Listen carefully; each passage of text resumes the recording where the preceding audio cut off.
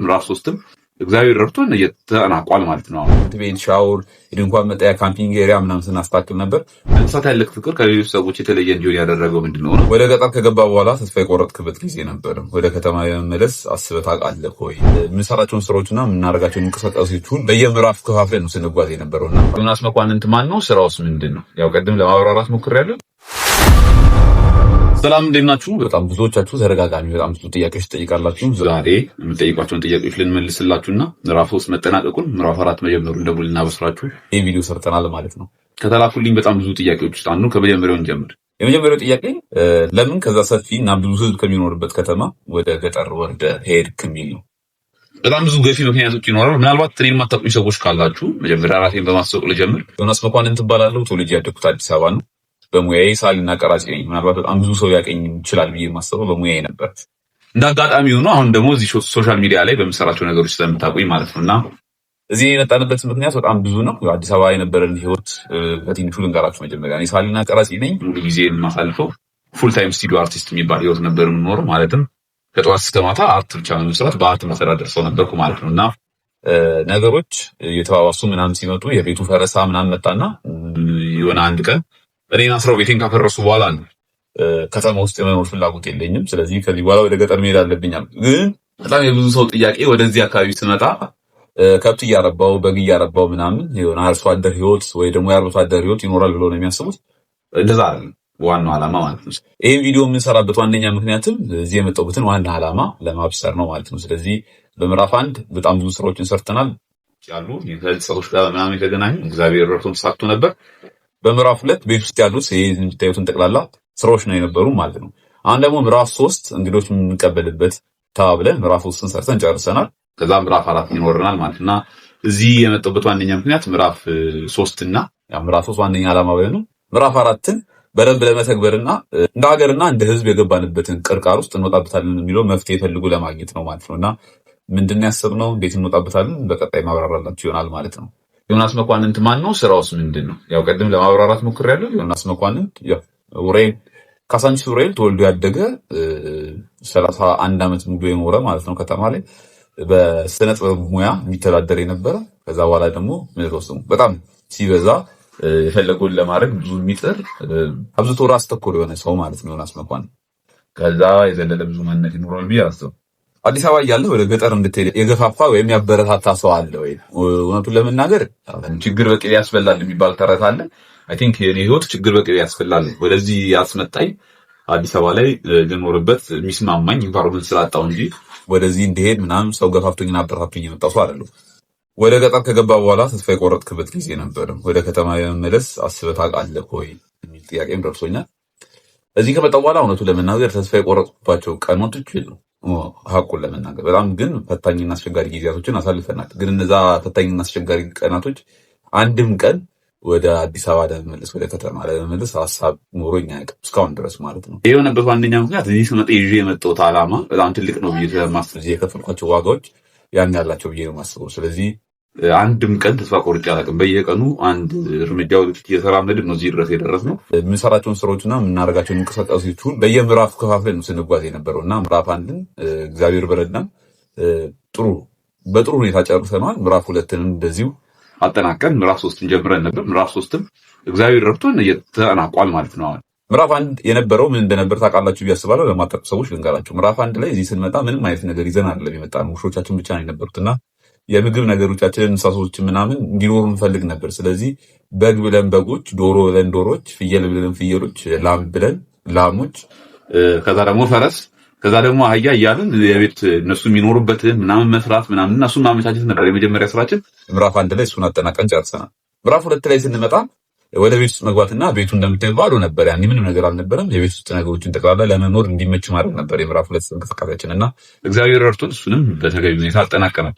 ምዕራፍ 3 ቃል በገባነው መሰረት የዘመድ ቤት ስለሆነ የኛ ቤት እናንተ የምትመጡበትን የምታርፉበትን ነገር ለማመቻቸት ለእናንተ ድንኳን መጣያዎች ለእናንተ ይሆናሉ ብለን እናስባቸው መሰረተ ልማቶች ጠቅላላ ስንሰራ ነበር። ሽንት ቤት፣ ሻወር፣ የድንኳን መጣያ፣ ካምፒንግ ኤሪያ ምናምን ስናስተካክል ነበር። ተብሎ ለምናገር እግዚአብሔር ረድቶን እሱንም አጠናቀናል ማለት ነው። ምዕራፍ 4 እንቅስቃሴያችን ነው በጣም ትልቁና ዋናው ዓላማችን ብለን የምናስበው ወደ በኋላ ብነግራችሁ ይሆናል።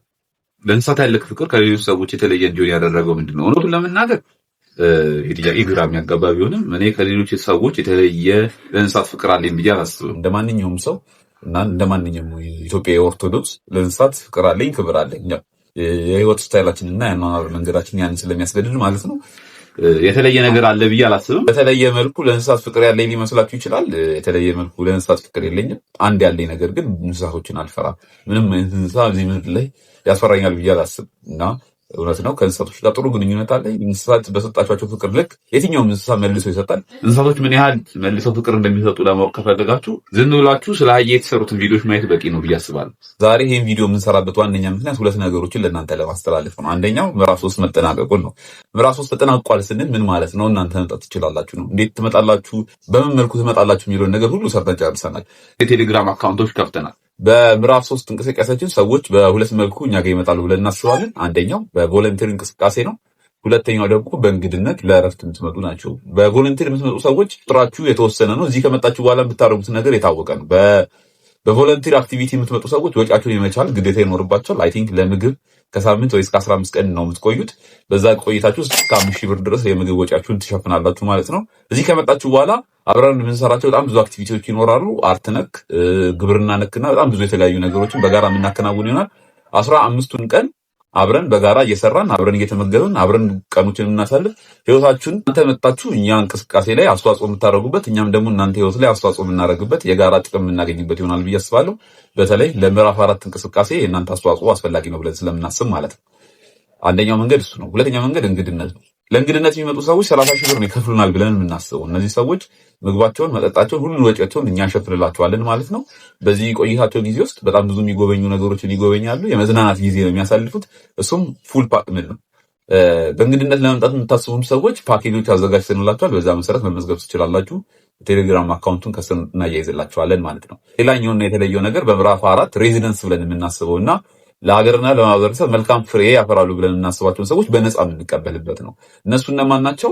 ከእናንተ ውስጥ የሆኑ ምናልባት ለሀገርና ለማህበረሰብ አስተዋጽኦ እናደርጋለን ብላችሁ የምታስቡት እዚህ መታችሁ ጥናትና ምርምር ማድረግ የምትፈልጉ ግብርና ላይ የምትሰሩ በተለያዩ የሙያ ዘርፍ ኑሯችሁ ማህበረሰቡን እናገለግላለን ብላችሁ የምታስቡ ባልተመቻቸ የህይወት መንገድ ውስጥ እየሄዳችሁ ያንን ማድረግ ያቃታችሁ ሰዎች እኛ ጋር ፕሮፖዛላችሁን ታስገቡና እኛ ፕሮፖዛላችሁን አይተን ካመንበት እናንተን ሙሉ ወጪያችሁን ችለን ከነ ትራንስፖርታችሁ እዚህ የምናመጣ ይሆንና የምርምር ወጪያችሁን ሁሉ የምንችልበት ስፖንሰሮችን የምንፈልግበት እና እዚህኛ ጋር እየተመገባችሁ ተቀምጣችሁ ሙሉ ትኩረታችሁን ጥናትና ምርምራችሁ ላይ አድርጋችሁ ለሀገርና ለማህበረሰባችሁ አስተዋጽኦ የምታደርጉበት መልካም እድል የሚሰጥበት የሬዚደንስ ፕሮግራም አርት ላይ ነው እኛ የምናውቀው ወይም ደግሞ የምንድነው ስሙ የሬዚደንስ ፕሮግራም ምንሰጣችሁ ይሆናል ማለት ነው። ሬዚደንስ ፕሮግራሙ በጣም ኮስቲ ነው የሚሆነው። በጣም ጥቂት ሰዎችን ነው የምንቀበለው።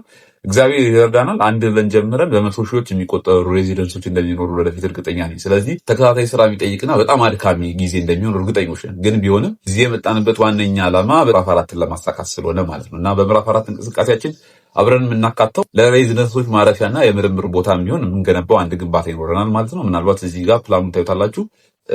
የምዕራፍ 4 እንቅስቃሴያችንን የመጀመሪያ ቀን እዚህ ከመጣን ጀምሮ ሊጀምር ነው እና የመጀመሪያ ቀን ላይ ምናልባት የምታስታውሱ ከሆነ አርክቴክቶችን እንፈልጋለን ብለን አርክቴክቶች አንድ ነገር ዲዛይን እንዲያደርጉልን አስደርገን ነበር። አንድ ተጨማሪ ቦታ ስላለን በቀጣይ ቦታውን እናሳያችሁ ይሆናል። ለማንኛውም እዚህ ስክሪናችሁ ላይ የምታዩትን ዲዛይን ያሰራ ነው በመጣን በአንድ ጎብ ላይ ነው ማለት ነው።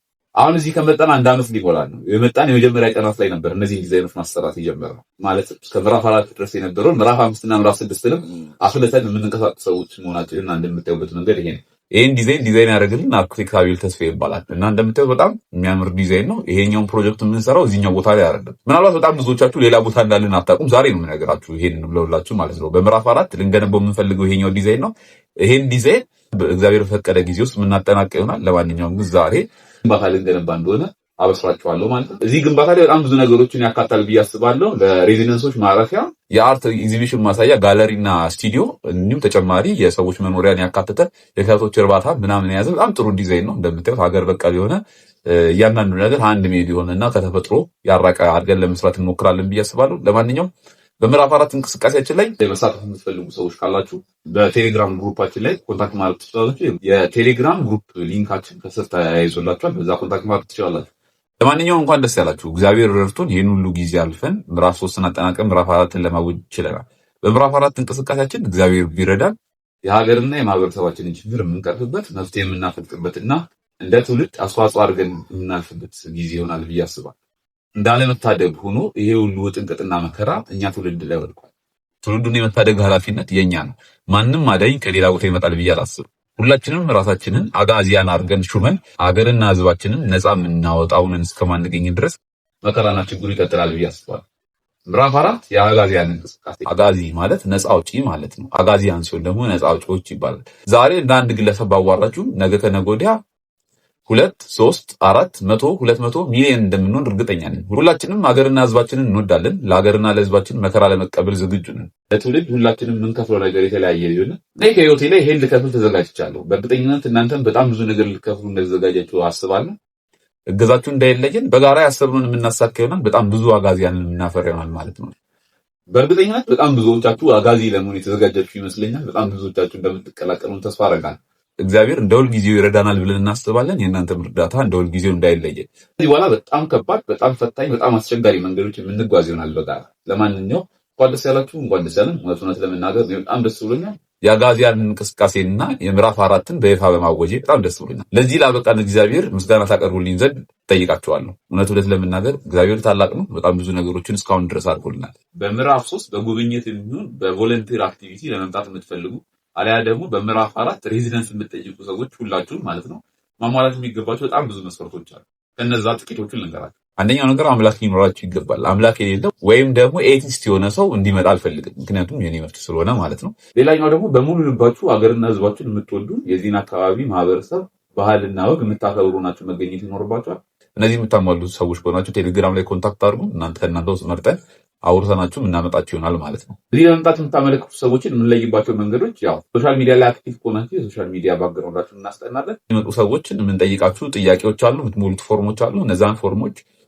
እነዛን ጥያቄዎች ተጠየቃችሁ እነዛን ፎርም ከሞላችሁ በኋላ ብቁ ናችሁ ብለን የምናስባችሁን ሰዎች ወደዚህ የምናመጣ ይሆናል ማለት ነው። በእንግድነት እዚህ የምትመጡ ሰዎች የካምፒንግ ፕሮግራም ነው ያለን። እኛ ቤት ምናምን የለንም፣ ካምፒንግ ነው። ድንኳን ነው የምናቀርብላችሁ። ድንኳንና ምግብ ያለ ገደብ የፈለጋችሁትን ሁሉ እናቀርባለን። ስጋ፣ አሳ፣ ወተት፣ እንቁላል ወዘተረፈ እናንተ የፈለጋችሁትን አትክልት፣ ሁሉን ነገር እኛ እናቀርባለን። አካባቢ ላይ የተመረተውን በቅርብ የምናገኘው ከገበያ ላይ የተፈለገውን ሁሉ ገዝተን ማቀርብ እንችል ይሆናል በእንግድነት የምትመጡ ሰዎች። ነገር ግን አንድ ነገር ልታውቁ ይገባል። ማደሪያችሁ ድንኳን ነው። ሁለተኛው ደግሞ አብስለን በጋራ ነው የምንመገበው። ግላዊ የሆነ እንቅስቃሴዎች አይደረጉም። ስለዚህ እናንተን የሚያስተናግድ ማንም የለም። በጋራ እናበስላለን፣ በጋራ እንመገባለን፣ በጋራ እንጎበኛለን፣ በጋራ ብዙ ነገሮችን እናደርጋለን። ይሄ የዘመድ ቤት ስለሆነ እንደ ዘመድ በጋራ ነው የምንንቀሳቀሰው ማለት ነው። በሚመጡ እንግዶች መሀል የቆይታ ልዩነት አለ። ከኖረስ ልዩነቱ ምንድን ነው?